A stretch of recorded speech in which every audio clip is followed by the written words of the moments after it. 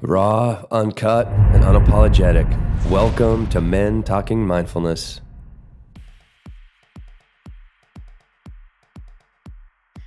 Because it hurt so much, I opened up in a way that I probably wouldn't have. And I made a choice to leave Vancouver and move back to my home city, where my parents were, in Toronto.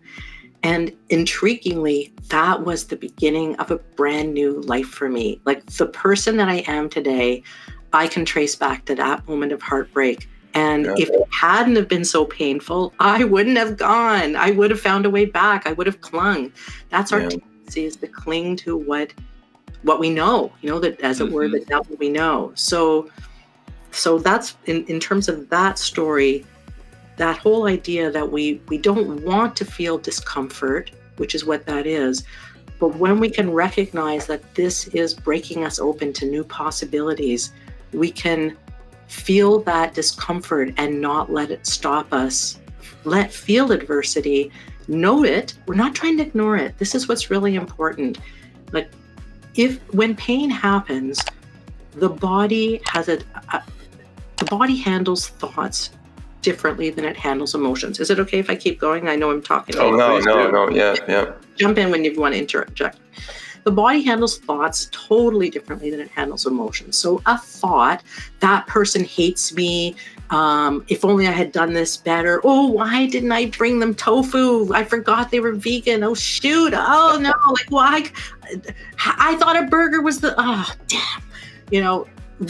We can look at our thoughts and try to spin ourselves around. If only I'd done this, if only I'd done that. But what I find so helpful, and this is a concept that comes from cognitive behavior therapy, it's so helpful when you can take your thoughts to court and say to yourself, okay, hang on. What evidence am I using to prove to myself that the reason that person broke up with me is because there was some defect in me? What evidence? Because they said it. Well, even if they say that, it still doesn't really mean that there's anything personal going on. We can take our thoughts, and should, I rarely use the word should, we can and really might wish to take our thoughts to court, always to ask ourselves, oh, interesting, what evidence am I using to believe this truth prison that I've locked myself in? Saying that, our emotions are not handled in that way. Our emotions are a consequence of whatever is triggered in a thought or an event, right? So if, I'm sure you all know the notion of fight, flight, freeze, fawn. Sure. Right? This is a reptilian part of our brain. This is the survival mechanism in our brain. So good luck trying to get past this one. Like, I welcome you to try it. You might sugarcoat it and tell yourself, oh, that doesn't bug me. But that's just a sugarcoating, because the reality is probably underneath there's that ouch. So when our emotions are triggered because of a belief, right? We have an event and it activates a belief system. I'm not worthy of love. I smell. Oh shoot, if only I had brushed my teeth once, maybe I'd still have a relationship. Like, who knew? Who knew?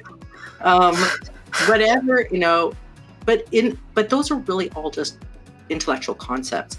Nonetheless, when the body reacts and goes into the so-called fight, flight, freeze, fawn, there is an emotional chemical consequence. There's some super, I thought, interesting research from a researcher named Jill Bolte Taylor. Well, she talks about emotions having a 90-second chemical experience through the body. So it's like pushing a button, anger, energy, or anger, emotion, cortisol, adrenaline, those kinds of things. They get triggered. They're triggered whether you want them to be or not. What's so interesting is this notion that if we could be present to the emotional chemical experience that's moving through our body and just allow and let be, which is a mindfulness kind of notion, right? Otherwise we're resisting and going back into fight, flight, freeze. But if we can allow and let be, we still might go, oh, like an animal, like, ow, ow, because we are animals. When we can be with the animal of ourselves in those, for even just an experiment of 90 seconds, without diving back into that story of, and then I said, that potentially can be enough to allow us to not get rid of, but soften that experience, soften it, to allow for a bit more space, potentially allow for a bit more compassion. And in that softening is where our freedom lies. Right? What tends to happen is we're so hooked into our thoughts that we re-trigger that 90-second thought. You even said it, oh, you know what, to tell the truth, I've kind of dragged some of that into my next relationship, because they're very sticky, these thoughts, especially if we secretly feel that it's actually telling some truth about us. Like, oh yeah, on the surface, I look like this. People are telling me, yeah, well, John, but you're handsome, you're this, you're that. Well, I don't believe, how could you have problems? Because they're only looking at the surface version of you and not actually attuned to the reality that inside there's so many yous. Listen to the full episode on our podcast, Men Talking Mindfulness, or watch it here on YouTube. Thanks for checking us out. mentalkingmindfulness.com. Peace.